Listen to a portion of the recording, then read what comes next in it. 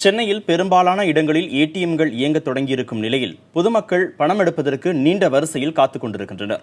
2 நாட்களுக்கு பிறகு இன்று முதல் ஏடிஎம்கள் இயங்கும் என்ற அறிவிப்பை அடுத்து பொதுமக்கள் நீண்ட வரிசையில் நின்று பணம் எடுத்து வருகின்றனர்.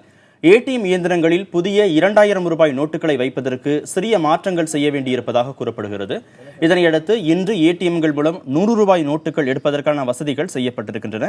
மேலும் இன்று மாலைக்குள் ஏடிஎம் இயந்திரங்களில் 50 ரூபாய் நோட்டுகளும் நிரப்பப்பட்டு விநியோகம் செய்யப்படும் என வங்கிகள் தரப்பில் கூறப்பட்டிருக்கிறது. அதேபோல் ஏடிஎம்களில் பணம் எடுக்க முடியாதவர்கள் வங்கி கிளைகளுக்கு சென்று பணத்தை பெற்றுக்கொள்ள அறிவுரை வழங்கப்பட்டிருக்கிறது. மேலும் 2வது நாளாக வங்கிகளிலும் பழைய பணத்தை கொடுத்து புதிய ரூபாய் நோட்டுகளை பெறுவதற்கு மக்கள் வரிசையில் காத்துக் கொண்டிருக்கின்றனர். மக்கள் அதிகம் குவிவதால் ஏடிஎம்கள் மற்றும் வங்கிகளில் போலீஸ் பாதுகாப்பு போடப்பட்டுள்ளது.